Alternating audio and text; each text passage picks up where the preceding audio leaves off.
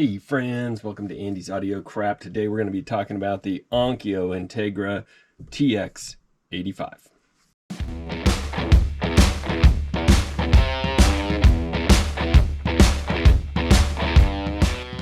The Onkyo series was Onkyo's higher end, and this one, the T85, was from the upper end of that higher end. These things are beasts. I think from front of this knob to back clearance in here, you're sitting somewhere around 20 inches just to make sure that you have enough space. So it's extremely deep. Well, not extremely, but it's about 2 inches deeper than your normal amplifier or integrated amplifier, or, you know, what do you call this? Receiver. Yeah, receiver. This receiver. And I think it's about 18, maybe even more inches. But you know what? I have a tape measure right here. Let's take a measure of this thing. 19 wide. You need about 19 deep to fit it. All right.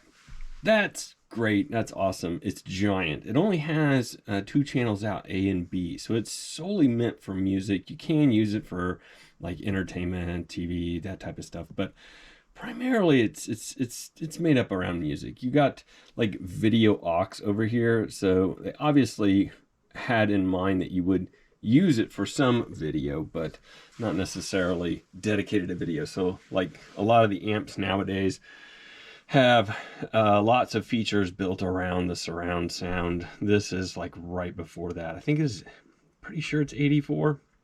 Correct me if I'm wrong in the comments.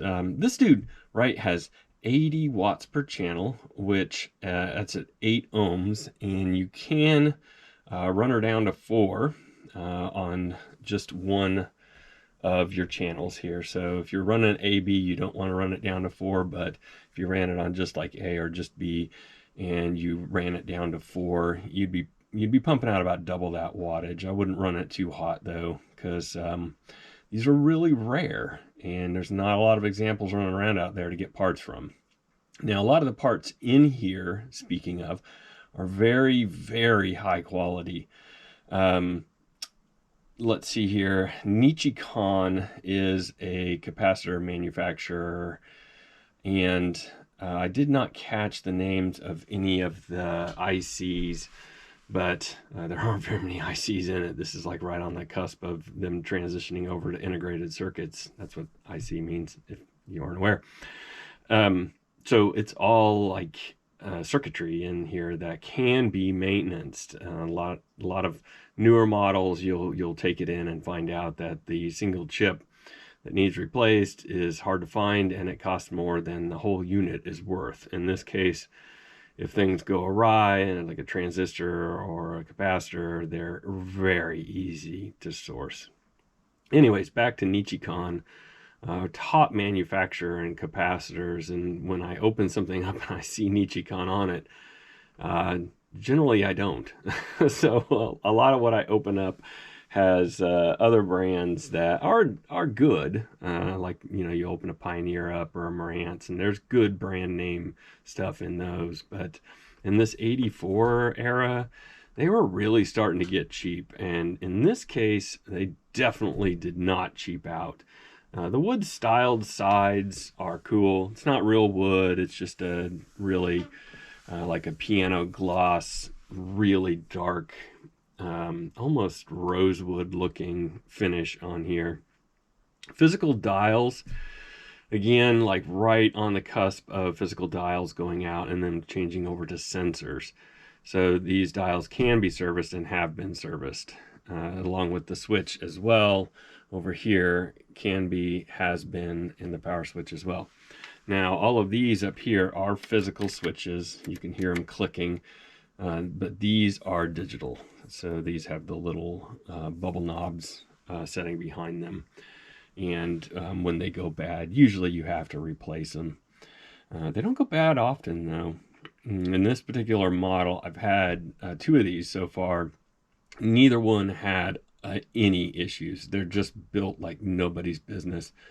I pulled a couple of capacitors out. I think I've said they're built really well several times now. I think I've emphasized that enough. I'll try and stop that. Anyways, so the Nichicon capacitors. I pulled a couple of them just to get some baselines testing. So I pulled some of the larger ones to try and, especially the ones that are within the amplification circuit, because those get stressed quite a bit, and test them to make sure that they're testing. And they were almost spot on, which is really, actually, when I get a new one, it's almost spot on. So they've lasted really well for a unit that's about 40 years old now.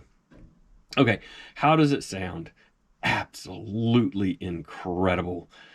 I think the best sounding amp that I've heard so far that's an integrated amplifier has been Pioneer 9100. I think that's from the late 60s, maybe, early 70s again.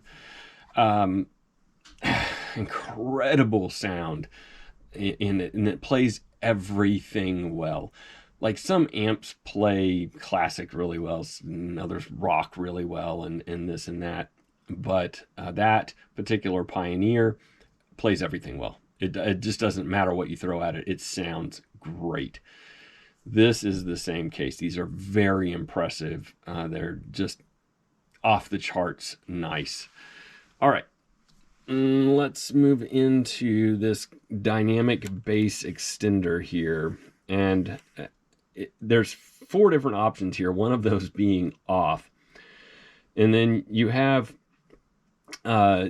variations on what I would just call loudness, and it does work really well. And so I have it hooked up right now to some Dayton audios, and these Daytons have 4-inch woofer, 2 dual 4-inch woofer drivers, and this thing can make that sound like 12 10-inch woofers. And the reason that is because it's just it's leveled it out, right? It's not going to amplify it to the point that it's clipping or that it's reaching distortion. It just does a very nice job of leveling that bass out and introducing it in a way that it's amplified it but not distorted it. That's really hard to describe again, but it's rare that you find an amp that when you hit that loudness and crank it, it doesn't distort, and this one does not. You can crank this thing way up on these speakers, and for some, maybe it just scales it back as it's graduating in volume. I don't know what it does, but it's pretty awesome sauce. The receiver in this thing is ridiculously strong. I don't even have it hooked up to any antenna, and it will pick up stations. The phono amp is Onkyo. If you're familiar with Onkyo's phono amp, the built-in phono amps, they're very neutral sounding. They're not going to play one type of music better than another. Although I will say I prefer the Onkyo when I'm listening to country. Country is really hard to get right, and Onkyo does a very good job of getting country right. I don't listen to a lot of country, but when I do, I usually play it on an Onkyo with my Heineken. It does have the sonic modes, so when you are playing phono, you can turn that sonic off, so it'll get rid of some of the hissing and scratches. It does have DBX as well, so when you're playing cassettes, you can add that DBX there, and it will try and take out some of that hiss from the tape. And let's see here, I think I don't do too much cassette, so it does have tape 1 and 2, and we've already talked about the video, so everything else is pretty much par for the course for a digital player like this, where you have like your preset stations, your shift between the preset stations. You'll see I have it tuned to 100.3 here locally. That is a classic rock station. Love my classic rock. Oh man, I tell you what, if you come up on one of these, it's a buy. And I say it's a buy a lot because I don't make videos on stuff that's like crap, even though my channel's called andysaudiokrapp. It's just kind of a play on my name. Usually if it's made the channel, it's worth considering. This one is definitely in that category. It's built like a freaking beast. It sounds like a beast.